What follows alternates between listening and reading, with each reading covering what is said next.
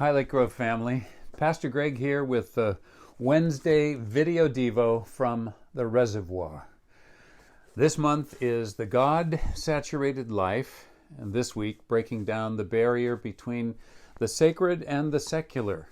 We're on page 301 in this devotional, and we're going to be thinking about bread as something sacred. The Reservoir writers declare that Jesus made bread a sacred event. We have missed a few days of devotionals due to staff schedules, but we are back up and running now with about 2.5 months of the Reservoir remaining. I love bread. I've always loved bread. From the Wonder Bread I ate as a kid, sometimes rolling it into gummy little balls, to the magnificent whole wheat breads that I learned to love in Germany, to French baguettes and croissants, to the many and diverse pizza crusts we enjoy on Friday nights being pretty rigorously restricted to pizza in the Flack household. Focaccia bread, pita bread, naan, garlic bread, banana bread, I mean, you name it, I love it. The problem is, in recent years, I've tried to restrict my gluten intake. So I've tried to adjust a lifetime of loving bread by reducing my intake of the most common types of bread.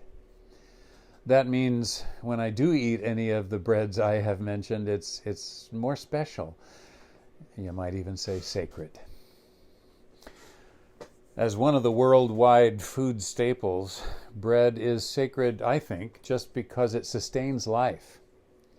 There are numerous Bible stories that feature bread and make it sacred. From the, why is my head so scratchy today, itchy today? From the unleavened bread of the Exodus to the oil and flour bread of Elijah the prophet. From the bread Jesus multiplied to feed thousands, which is in all 4 Gospels, to the fact that Jesus called himself the bread of life.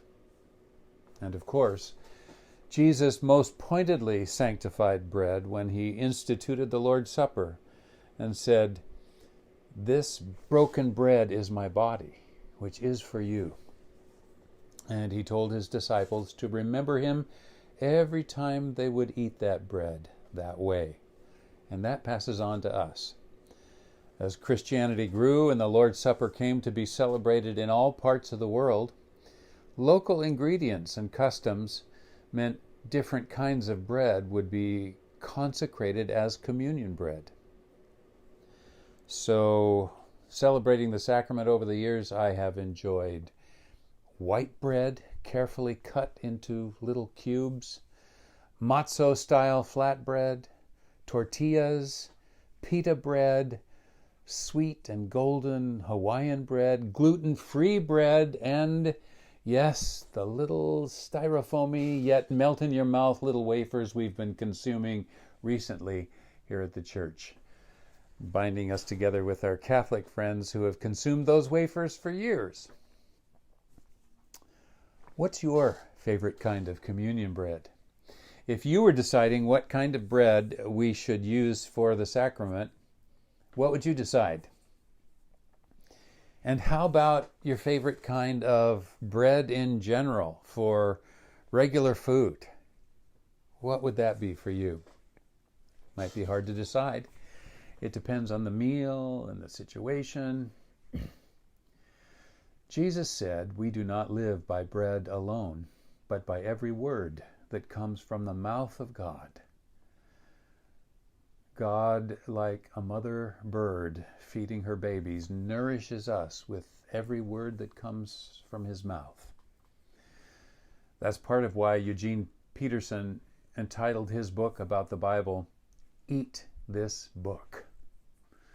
Jesus is the bread of life. May we consume him with the same joy we might have when we delight in the tastiest bread we can imagine. Because the nourishment of Jesus is one that lasts forever. Have a great day. God bless you.